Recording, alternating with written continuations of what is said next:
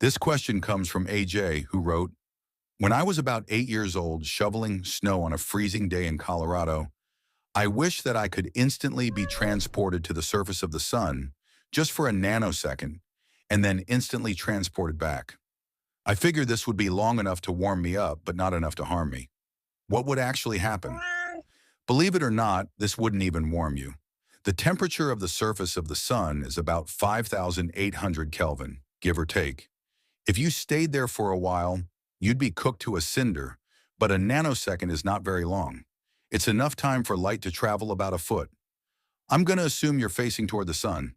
In general, you should avoid looking directly at the sun, but it's hard to avoid when it takes up a full 180 degrees of your view. In that nanosecond, about a microjoule of energy would enter your eye. A microjoule of light is not a lot. If you start a computer monitor with your eyes closed, and then you open them and shut them very quickly, your eye will take in about as much light from the screen during your reverse blink as it would during a nanosecond on the sun's surface. Is there a word for that? Like a blink, but in reverse? I feel like there should be a word for that. Anyway, during the nanosecond on the sun, photons from the sun would flood into your eye and strike your retinal cells. Then at the end of the nanosecond, you jump back home. At this point, the retinal cells wouldn't have even begun responding. Over the next few million nanoseconds, or milliseconds, the retinal cells, having absorbed a bunch of light energy, would get into gear and start signaling to your brain that something had happened. You would spend 1 nanosecond on the sun, but it would take 30 million nanoseconds for your brain to notice. From your point of view, all you would see is a flash. The flash would seem to last much longer than your time on the sun, only fading as your retinal cells finally quieted down. The energy absorbed by your skin would be minor, about 10 to the -5 joules per square centimeter of exposed skin.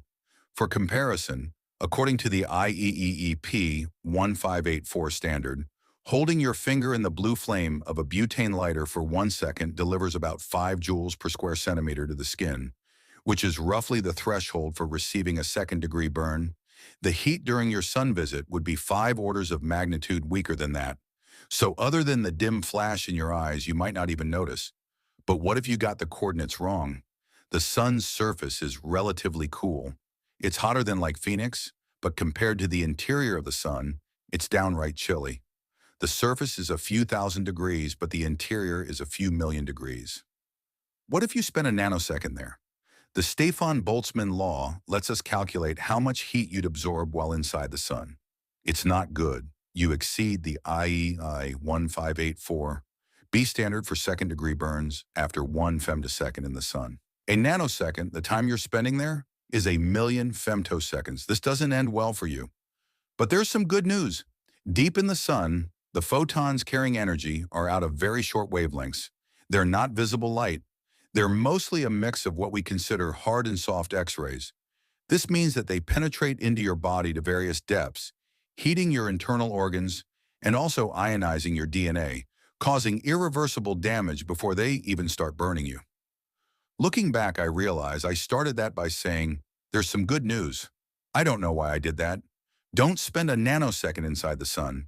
In Greek legend, Icarus flew too close to the sun, and the heat melted his wings and he fell to his death.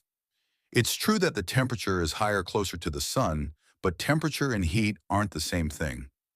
Melting, or any phase change of a substance, requires the absorption of a specific amount of heat energy per kilogram, and the heat absorbed is a function of both the temperature and the length of time you're exposed to it. Which brings us back to Icarus. His wings didn't melt because he flew too close to the sun. They melted because he spent too much time there. Visit briefly in little hops and you can go anywhere.